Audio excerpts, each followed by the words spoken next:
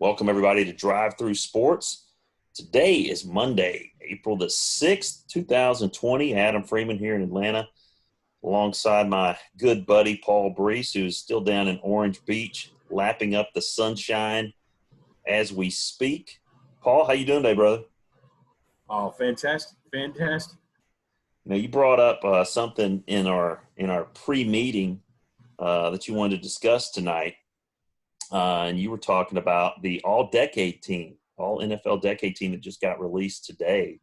And I think that's definitely something that's worth talking about. I mean, especially since there's no competition, there's no games going on right now, and so got to have something sports-wise to fill up the news cycle. And we're going to talk about the offense tonight, the offensive selection tonight. And as I'm looking over the list, obviously everybody looks at quarterback, and they put two quarterbacks on there, Tom Brady and Aaron Rodgers. Obviously Tom, terrific, the GOAT. I mean, obviously he's going to be on there. Do you have any qualms with Rodgers being the other quarterback, or do you have somebody else in mind you like to put on there? I mean, Aaron Rodgers had a lot of good years in the 2010 decade. I can't think of anybody that would give him a run offhand. Maybe Russell Wilson. Yeah, I mean, Rodgers has one ring. Let's think about. Roethlisberger. Yeah. Of course, Roethlisberger goes back a little bit further. His first Super Bowl was in the 2000s, but Right. yeah, I mean, there's a definite argument for Russell Wilson. I mean, he's, they're other than their stature, they're very much mirrors, I think, of one another. I think you might say that both of them probably had, neither one of them had the elite receiving core. I don't think at any point in time you would consider their receiving core elite.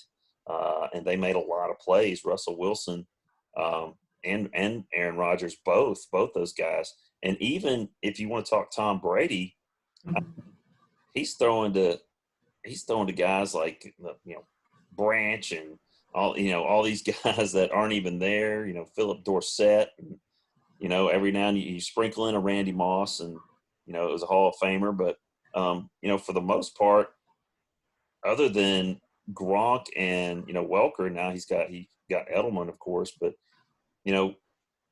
as far as like 1 through 3, I don't think you would put any of New England's wide receiving core maybe even in the top 10. No. I don't know. What do you think? Well, the funny thing about it is, Adam, Brady makes the Patriots receivers so good, and then they go out and explore free agency and sign with another team, and they just die out. Yeah. You don't hear anybody really going, having a better career after they leave Brady. Yeah, like Deion Branch. I mean, the guy's Super Bowl MVP, nothing, right? And so I think that speaks to why Tom Brady is on this list, and of course, all his titles. I don't think will ever be eclipsed. He could very well get another one this year, considering who he's got lining up beside him. I mean, Curtis Godwin and Mike Evans, two of the top receivers in the league. It's going to be interesting if we have a season, what they're going to be able to do. I mean, you look at the NFC South, now you've got Teddy Bridgewater, Drew Brees, Matt Ryan, and Tom Brady are the four teams, the four quarterbacks. So, for Falcon fans around this area, you're looking at probably another 8-8 if you're lucky. Everybody's like, oh, there's two extra playoff teams. Oh, have a better chance. No, you don't. You don't have a better chance of making the playoffs. You get the same chance you had this past year. And you Tennessee Titan fans are gonna find that out when you see that Vic Beasley looks like Tarzan, plays like Jane. I don't know how much y'all paying that guy, but we're getting off subject here. But that's kind of what we do here. the other offensive guys, the running back position, I think is kind of interesting. Frank Gore, Marshawn Lynch, LaShawn McCoy, and AP, Adrian Peterson. What he did up in Minnesota, just incredible. That 2,000-yard season that he had, he's definitely got to be on there. Anybody that you think got left off that team? I mean, I don't know. I mean, besides AP, it seems pretty weak when you think of running backs. Well, again, because we grew up watching Barry Sanders and Emmitt Smith. Yeah. And, obviously Frank Gore he's just a blue-collar kind of guy. Has played a lot of years. AP, the same thing.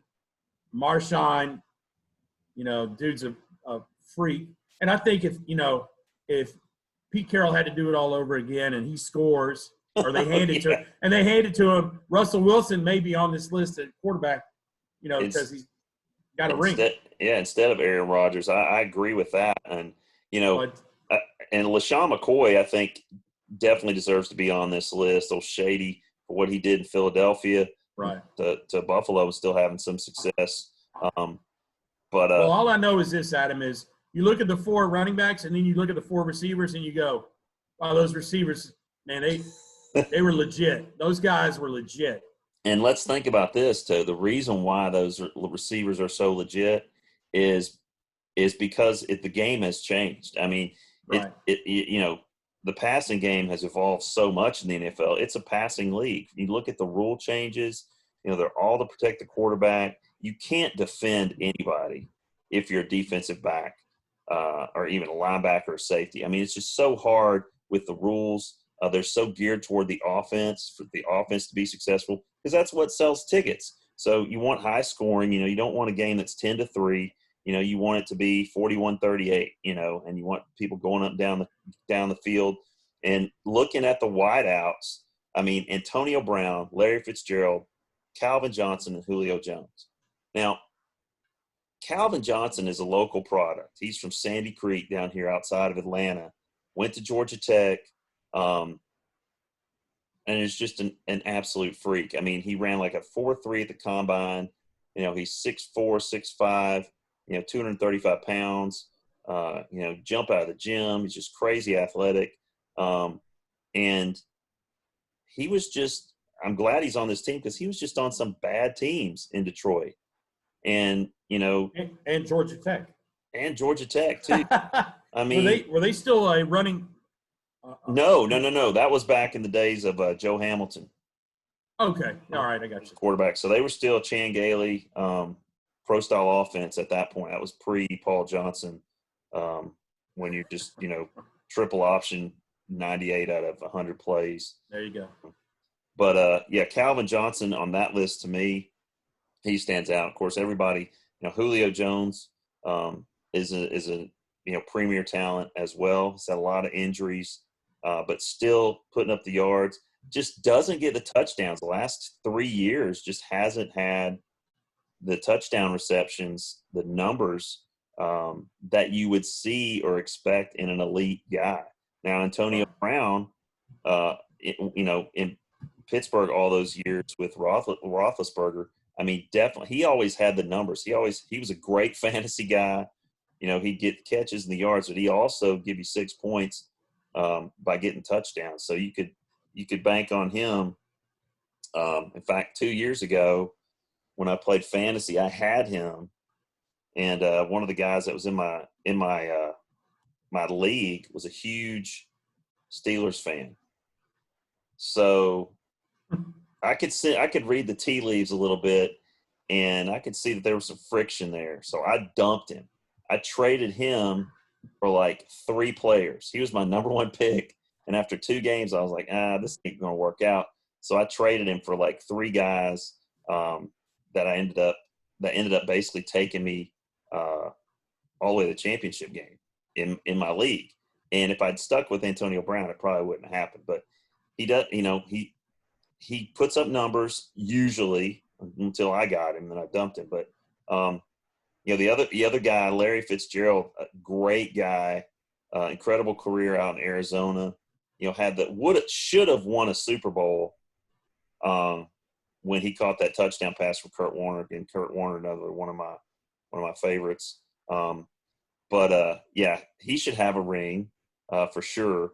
But he's just super talented. Works hard. Works harder than pretty much probably any receiver out there. He and Julio Jones just an incredible work ethic. But you get a lot of like you said. You look at the running backs compared to the receivers. It's like apples and oranges. I mean, there's nobody would argue with any of those receivers, including the tight ends that you're probably about to mention. Oh yeah, like the two ends. There's nothing to say about them. Gronkowski and Kelsey, just incredible players in their own right. And I think in the next decade, I think George Kittle's going to be in there. He's one of those guys that's right there with Kelsey. I think right now, he's just started, so he's only been in the league a couple of years. Those guys have had a little bit more success, which is probably what puts them on here. And, of course, all the offensive linemen, which never get any pub at all, none whatsoever. You got a Patriot on there, an Eagle, a Cowboy, 49er. Thomas. Yeah, Joe Thomas. Where's he at? The Cleveland Browns. Browns, okay. Did he just get traded up there? I don't know. I don't know. And Zach Martin, another Cowboy. So you get two Cowboys on there. And, of course, Logan Mankins is a Patriot. Marshall Yanda with the yeah. Now he's retiring. Yeah, he's retiring, but he's with the Ravens. Ravens, right. And played was a stalwart of their offensive line for many, many years. And a Falcon made it on there. Alex Mack, who they got in free agency from the Browns about 3 years ago, played the 2016 Super Bowl with a broken fibula, and has kind of solidified, has been the anchor of that offensive line, which has just been rotating, has been a big issue for the Falcons ever since 2016. And of course, Marquise Pouncey from the Steelers, an obvious pick, I think, to sort of round out this group. And we start tonight talking about NFL football all-decade team, and all of these guys, they had to start somewhere, and so they're not any different than us. I mean, they started playing backyard football, right? I would hope so, right? I mean, they played pickup games in somebody's backyard, some local park or something. But for us, man, when we were growing up, I had the big backyard. I had the huge backyard, and it was not completely safe. Okay, there were a few little holes back there, and Sundays after church, give everybody time to eat, and okay, about 2-3 o'clock, come on over to my house, and it'd be me, you, Craig, Tomberlin, Jim Bills, Pete McKnight. Dude, I would think we probably had we'd have a good 10. Oh, we'd have easy 8 or 10 guys, man. And you got to believe that.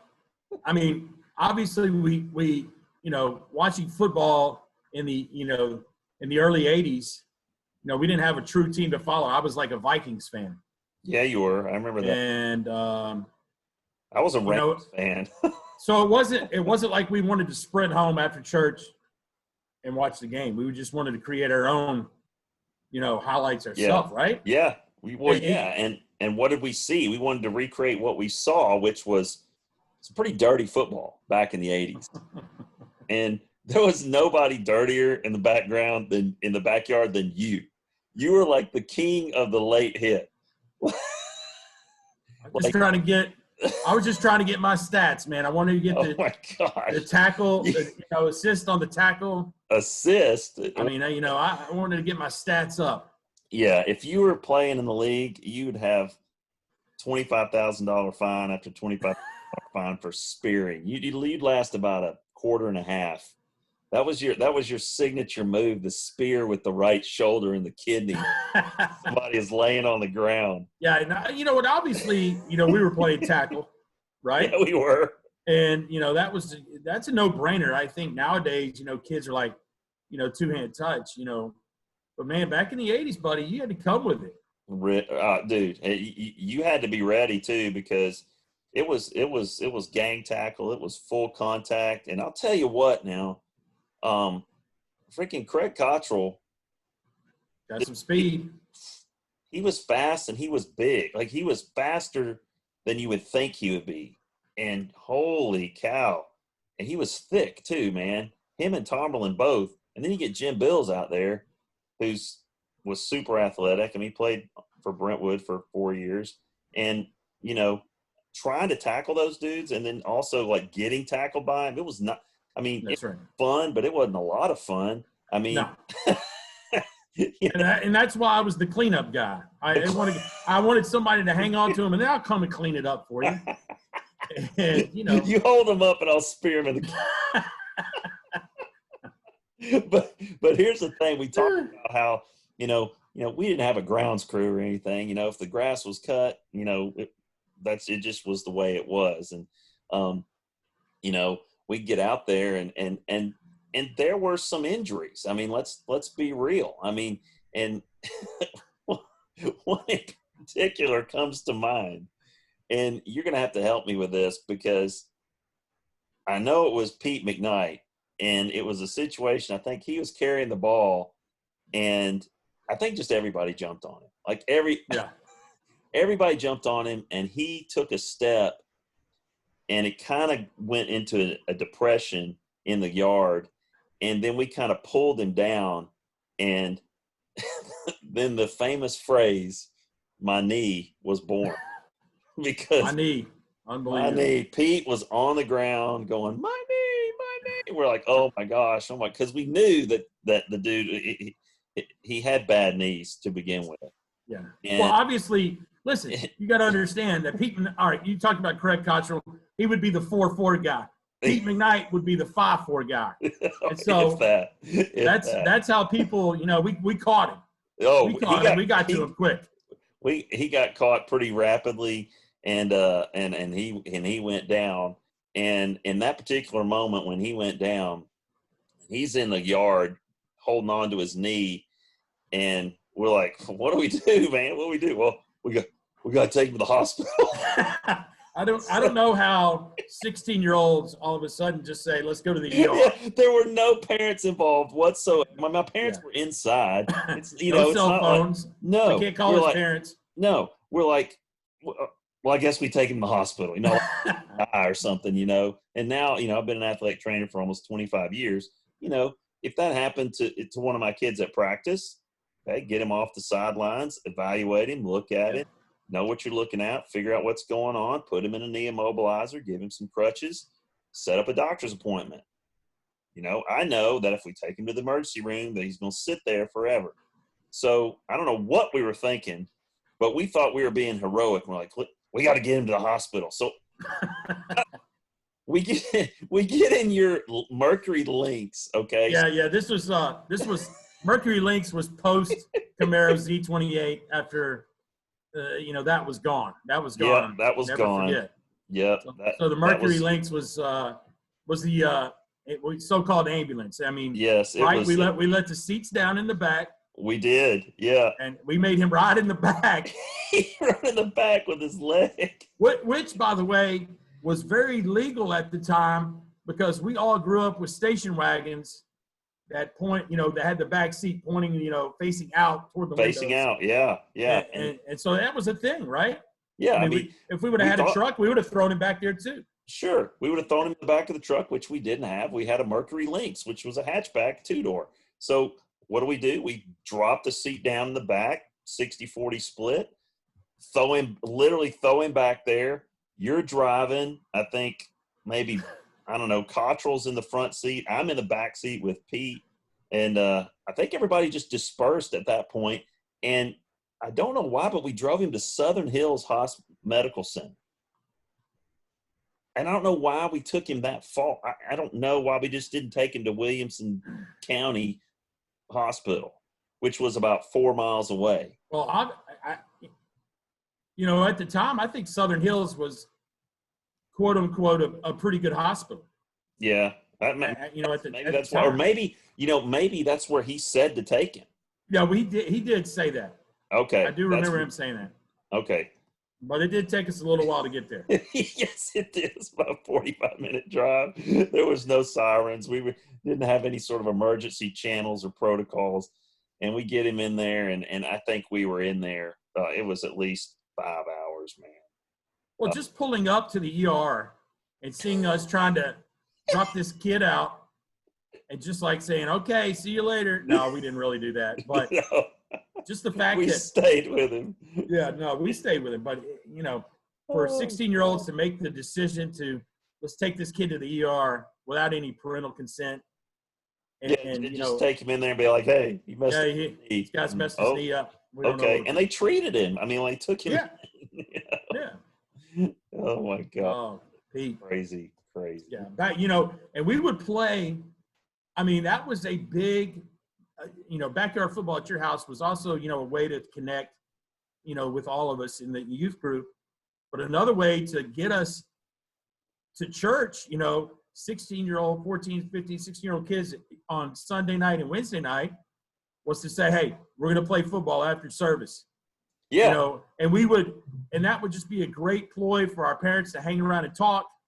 And we would get in a good 20-minute game in the front grass of church. Oh, yeah. I remember those games too, man. Right in that. Now that's not there anymore because they've expanded. That's correct.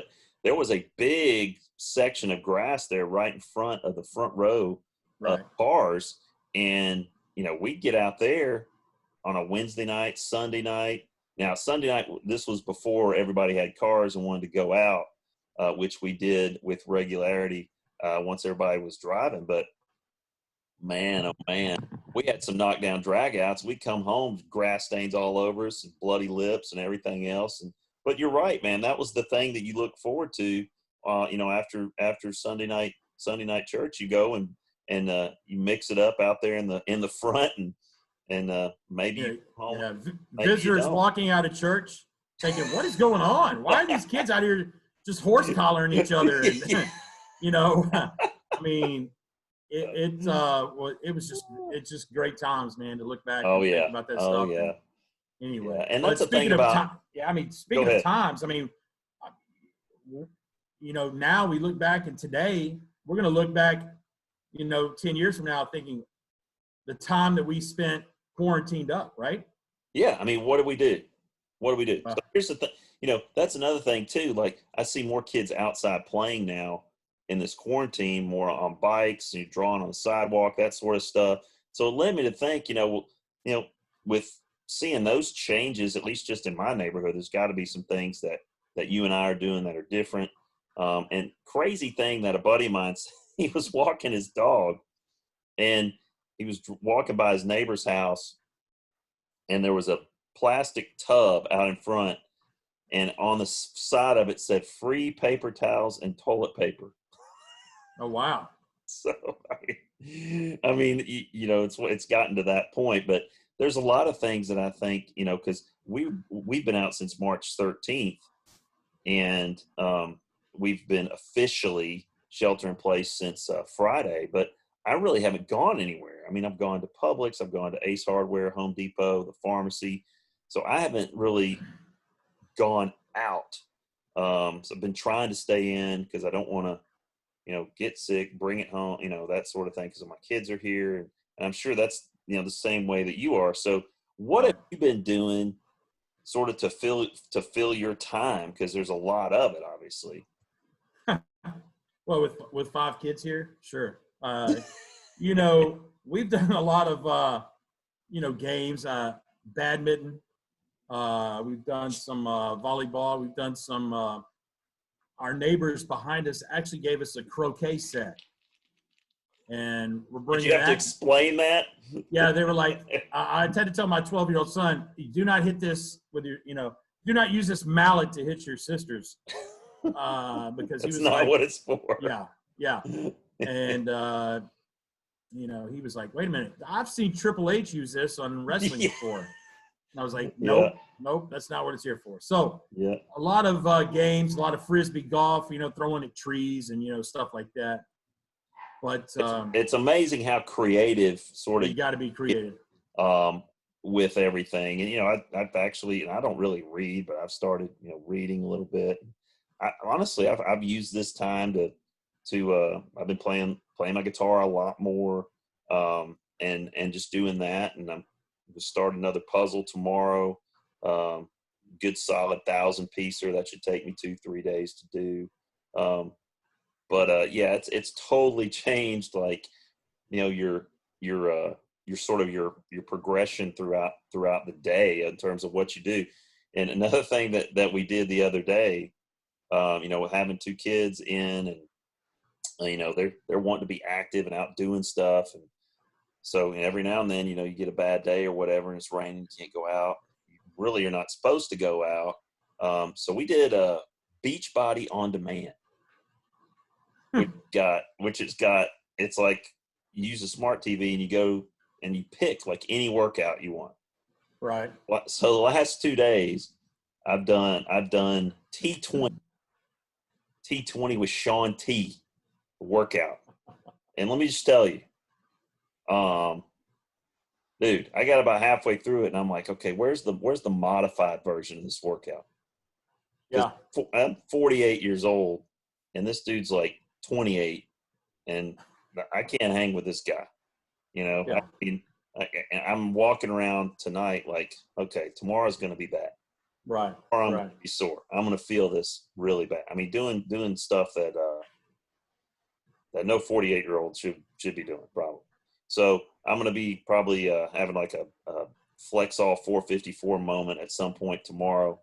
Hot shower, that sort of thing. But been trying to be active and trying to move around because, you know, I don't know. I can only, it's because it's part of my my job description.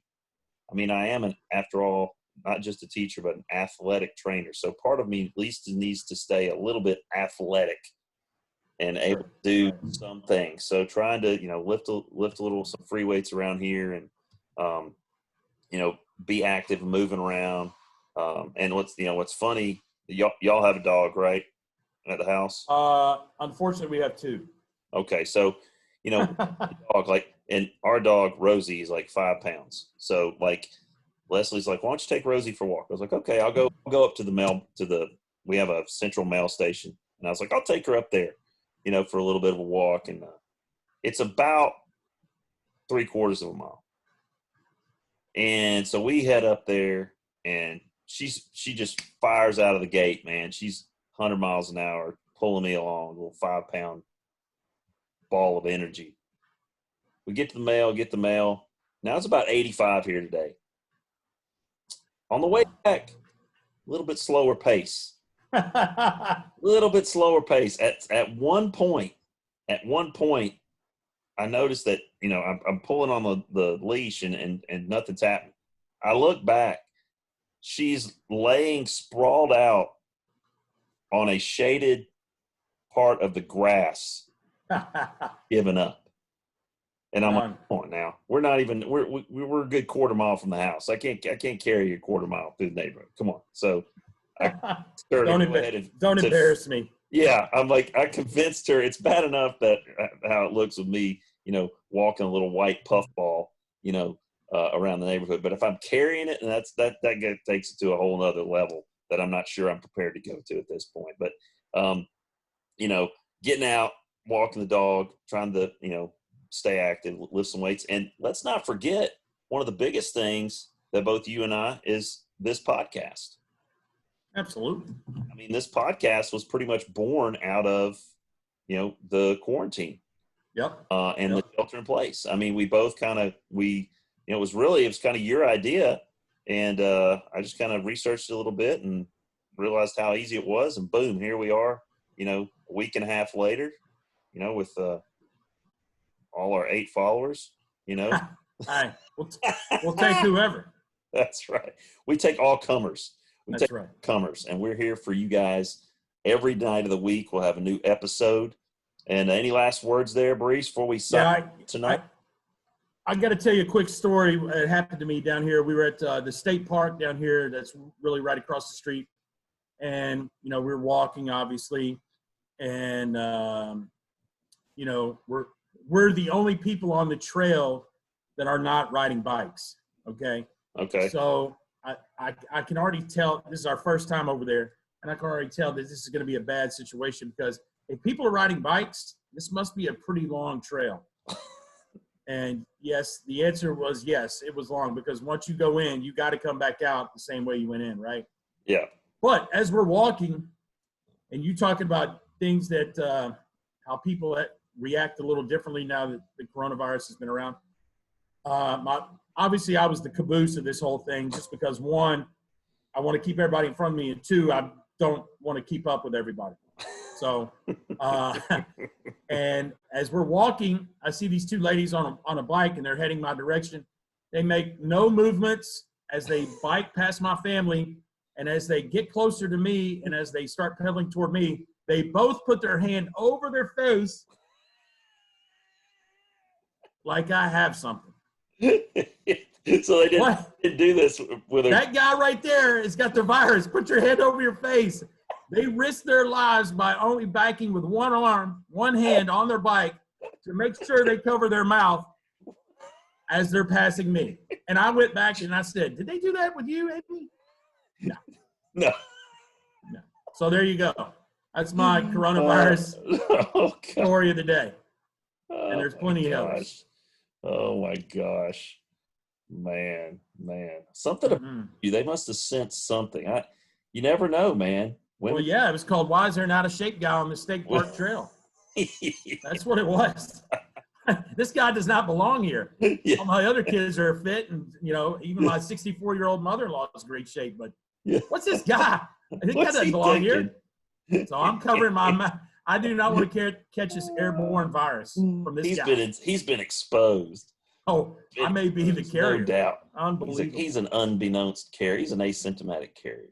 Yeah, for sure. So, well, all right, buddy. Well, we will see you guys tomorrow night, and we will publish another episode on Drive Through Sports. You can listen on Apple Podcasts, Google Podcasts, iHeart, and Spotify.